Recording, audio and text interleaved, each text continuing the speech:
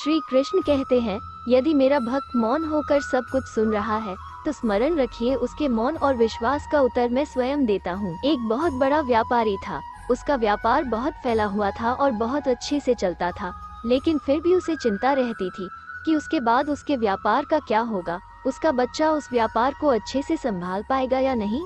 हालांकि उसके बेटे ने उससे कई बार कहा था कि मुझे भी व्यापार करने दीजिए, मुझे व्यापार करना आ गया है, मैं सीख चुका हूँ। लेकिन व्यापारी पता नहीं क्यों उसे कभी मौका देता ही नहीं था।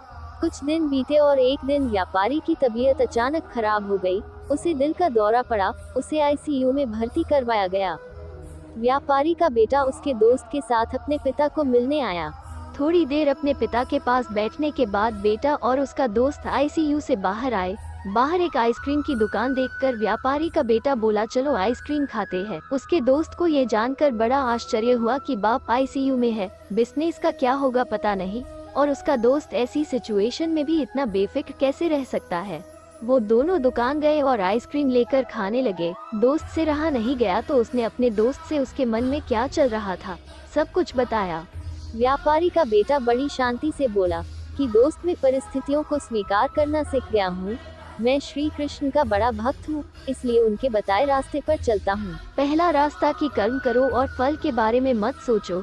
दूसरा, मैं तुम्हें एक कहानी बताता हूँ जिसे सुनने के बाद तुम्हें सब समझ में आ जाएगा। रुक्मणी जी जो कि श्री कृष्ण की पत्नी थी, उन्होंने जब अपने पहले बेटे को जन्म दिया जिसका नाम प्रद्युम्न था, जन्म के कुछ ही दिनों बाद उसका अपहरण हो गया। रुक्मणी जी अपने बेटे के गम में बहुत उदास रहने लगी, रोने लगी। तब श्री कृष्ण जी ने उन्हें समझाया कि हमारा बेटा सब कुशल है जहाँ भी है, इसलिए तुम उसकी चिंता करना छोड़ दो, खुश रहो और स्वस्थ रहो। यह उनसे खुद भगवान श्री कृष्ण ने कहा था।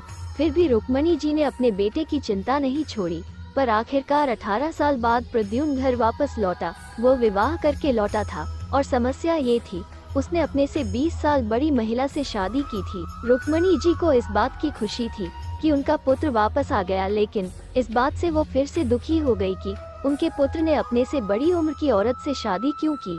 उनको दुखी देखकर श्री कृष्णा ने उन्हें समझाया, जो हुआ अच्छा हुआ, उसके बारे में मत सोचो, उसे स्वीकार करो और खुश रहो।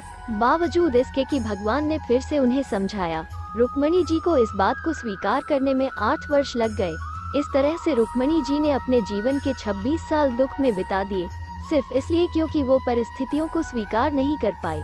ये कहानी खत्म करने के बाद व्यापारी के बेटे ने अपने दोस्त से कहा कि मैंने परिस्थितियों को स्वीकार करना सीख लिया है, मैं अपने लक्ष्य पर ध्यान दूंगा, बिजनेस भी अच्छे से करूंगा और आगे जो होगा उसे स्वीकार करूंगा। दोस्तों, छोटी सी ये कहानी हमें बहुत ही मूल्यवान सीख देती है कि अगर हम अपने जीवन में आने वाली घटनाओं को स्वीकार नहीं करते तो हमारा जीवन बहुत कठिन होगा, और अगर हम उन्हें स्वीकार करते हैं तो हमारा जीवन बहुत सहज हो जाएगा।